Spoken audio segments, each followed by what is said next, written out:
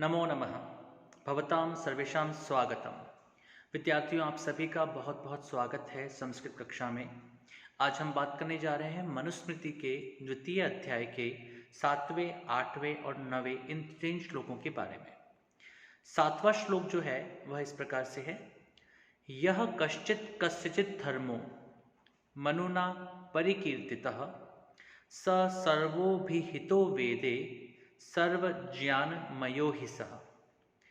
महर्षि मनु जो हैं वे एक स्पष्ट बात कहते हैं और वे लगातार अपनी बात को पुष्ट करते हुए इस बात को रखते हैं कि मैं जो कुछ यहाँ पर यानी कि महर्षि मनु जो कुछ मनुस्मृति में कह रहे हैं वे सब की सब बातें जो हैं वे वेद प्रतिपादित सिद्धांतों का ही अनुसरण करती है।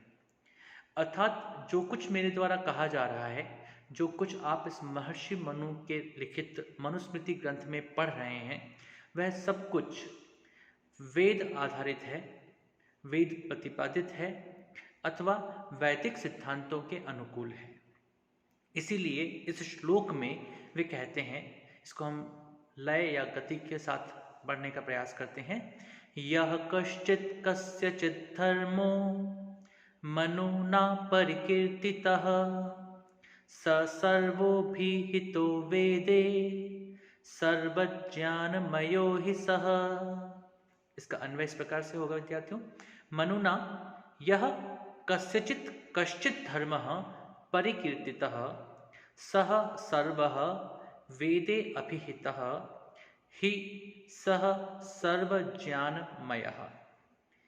मनुना अर्थात मनु के द्वारा यह जो कस्यचित् किसी के लिए भी, कश्चित् कोई भी, धर्म धर्म अर्थात कर्तव्य, परिकीर्तितः कहा गया है अर्थात मनु के द्वारा किसी के लिए भी जो कर्तव्य, जो धर्म, जो दायित्व, जो क्रियमाण कहे गए हैं, सह वह सर्वः संपूर्ण वेदे वेद में अभिहितः कहे गए हैं।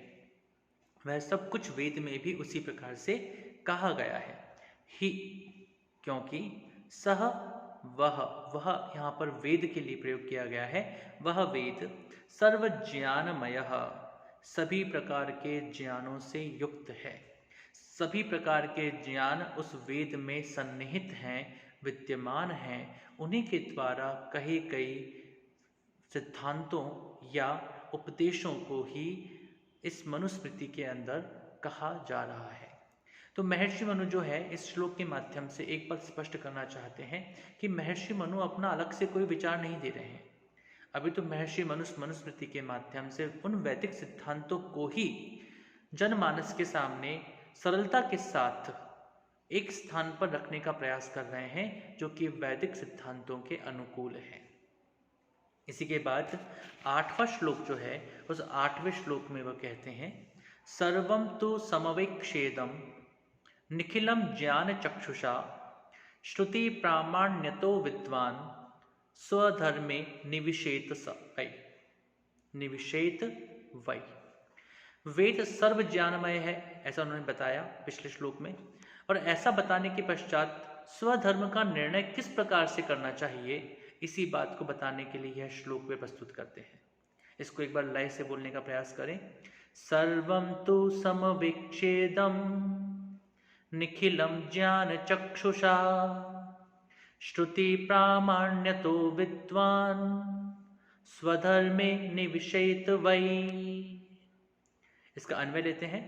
इदं तु सर्वं ज्ञान चक्षुषा निखिलं समवीक्ष्य विद्वान श्रुति प्रामाण्यतः स्वधर्मे वै निविशेत।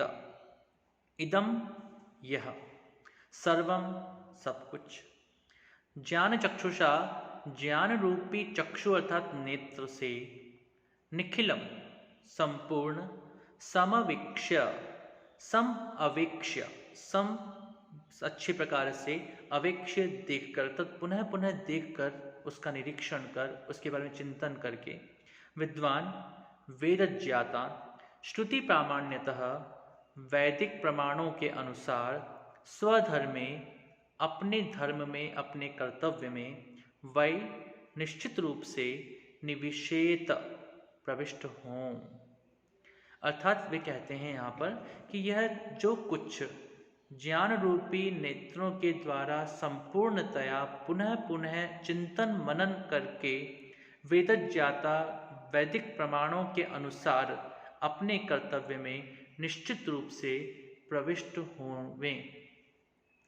अर्थात वे कहते हैं कि यह जो कुछ आपको बताया गया है ये संपूर्ण सिद्धांत वैदिक सिद्धांतों के अनुकूल हैं, अतः इसको श्रुति प्रमाण मानते हुए, श्रुति प्रमाण अर्थात वैदिक प्रमाण मानते हुए हमें अपने धर्म के पालन में आगे की ओर बढ़ना चाहिए, हमें अपने धर्म के पालन में प्रवृत्त होना चाहिए। इस प्रकार से यहाँ पर वे स्पष्टता के साथ कहते हैं कि जो कुछ कहा जा रहा है वह वैदिक प्रमाणों के अनुकूल है और वैदिक प्रमाणों के माध्यम से ही हम अपने जीवन को, अपने इस संपूर्ण दायित्व को अच्छी प्रकार से निर्वहन कर सकेंगे। अतः हमें अपने अपने धर्म में उसी के अनुरूप प्रवृत्त होना चाहिए, उसी के अनुरूप धर्म पालन में तैयार होकर अपने जीवन को आगे बढ़ाना चाहिए। इसी के बाद में जो 9वां श्लोक है, उस 9वें श्लोक में वे कहते हैं, श्रुति स्मृत्युदितं धर्मम अनुतिष्ठन् हि मानवः इह कीर्तिमवाप्नोति प्रत्यचानुत्तमं सुखम। श्रुति स्मृति उदितम धर्मम अनुतिष्ठन् हि मानवः इह कीर्तिम अवाप्नोति प्रेत्य चानुत्तमं सुखम। श्रुति तथा स्मृति के प्रामाण्य के अनुसार कर्मानुष्ठान करने के फल को बताने के लिए यह श्लोक वे लिखते हैं।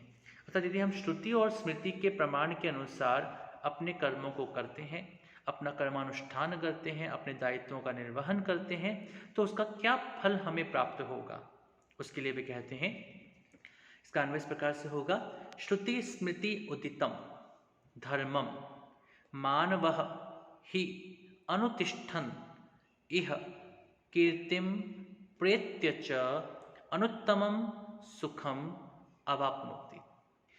देखिए, यदि हम अपने जीवन को धारण कर रहे हैं तो हमारे जीवन का उद्देश्य क्या होना चाहिए?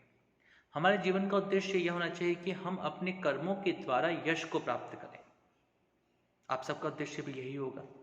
हम सामान्य तौर पर इसको कहते हैं कि हमें नौकरी प्राप्त करनी है, हमें आजीविका के संसाधन प्राप्त करने हैं, लेकिन आजीविका के संसाधन या नौकरी प्राप्त करने के बाद में भी हमारी इच्छा ये रहती है कि हमें लोग अच्छा माने, हमें लोग श्रेष्ठ माने, लोग हमें अच्छे के रूप में, हमारे यश के रूप में, प्रसिद्धि के रूप में हमको जाने, ये हमारी इच्छा रहती है। तो इस जीवन में अर्थात इस संसार में हमारी इच्छा होती है कि हम यश को प्राप्त करें, और इसके पश्चात अर्थात इस जीवन के पश्चात अर्थात मृत्यु के पश्चात हमारी इच्छा यह होती है कि हम उस अनुत्तम सुख को, जिसको कि हम भले मोक्ष कह सकते हैं, परम आनंद कह सकते हैं, हम उस परम आनंद को प्राप्त करें।